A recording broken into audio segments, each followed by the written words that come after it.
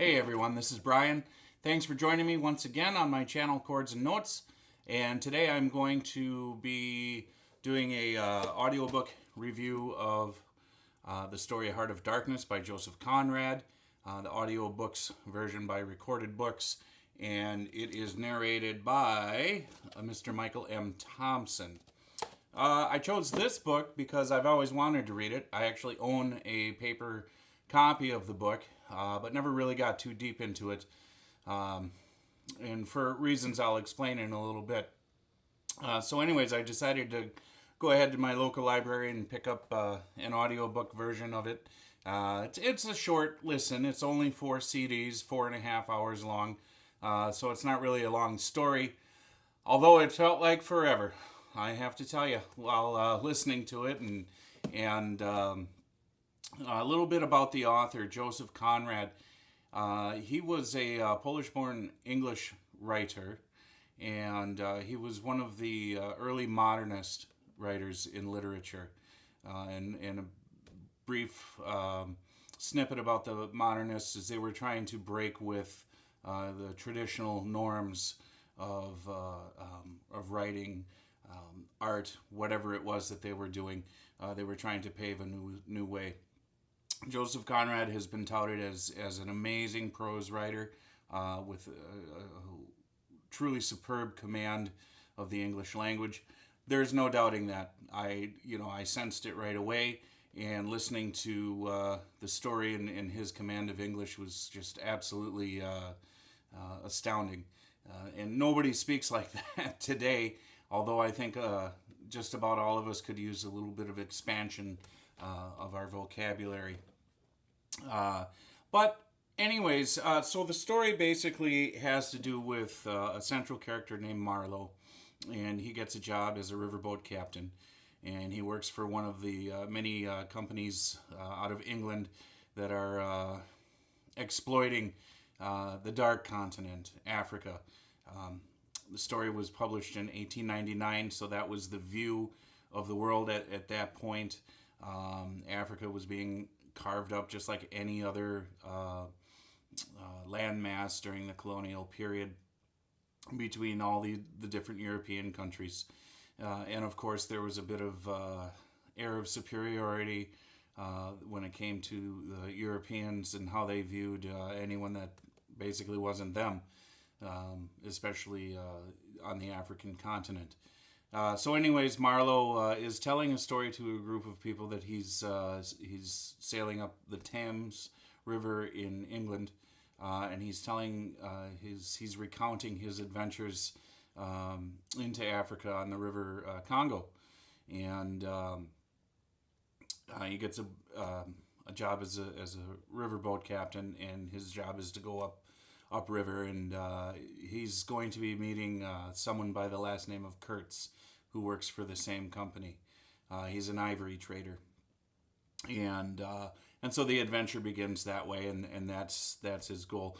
The plot, it was hard to decipher the plot with just one listen.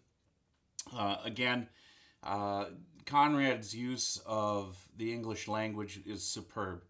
And it's a different style of writing. Obviously, this is from a better vantage time when it comes to the literary arts. It was published in 1899. People spoke differently, and of course, the modernists, diverging with cultural norms, they wanted to pave their own way, so to speak. So I got lost in a lot of what was being said. Not for the fact that I couldn't understand it, because I certainly could, but the way it was written did not conform with my expectations of writing. It would have to take several endeavors into reading or listening to it to, I guess, iron out all the confusion that I did have.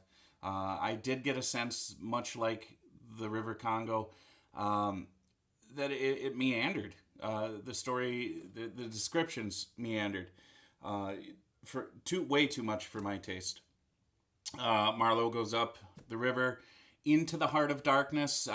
This book is rich in symbolism, dealing with the internal heart of darkness, the external heart of darkness.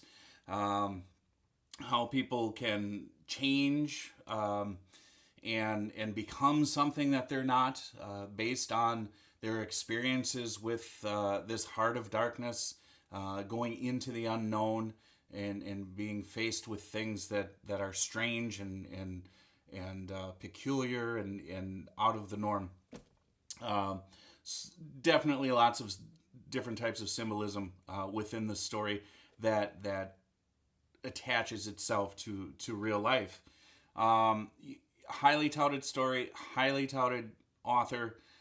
He's got more works out there that I will explore. I think just listening to one book or it just isn't a big enough sample to get a taste for it. I think anytime you're dealing with movers and thinkers that want to change the way things are done, you have to really expose yourself to it more and more to understand where the break in the cultural norm is concerned. Anyways, so he meets Kurtz. It's an interesting encounter. Half the time I couldn't tell if Kurtz was a dead person or a live person, but I think he was live. And then he died eventually. But he was the object that this Marlow was fascinated with because he had turned into something just strange, really strange. It's a good story. It has its own merits. I'm not going to change the course of history and say everyone's wrong about Conrad and everyone's wrong about Heart of Darkness. Give it a try. For my personal taste at this point, I can only give it a 2 out of 4.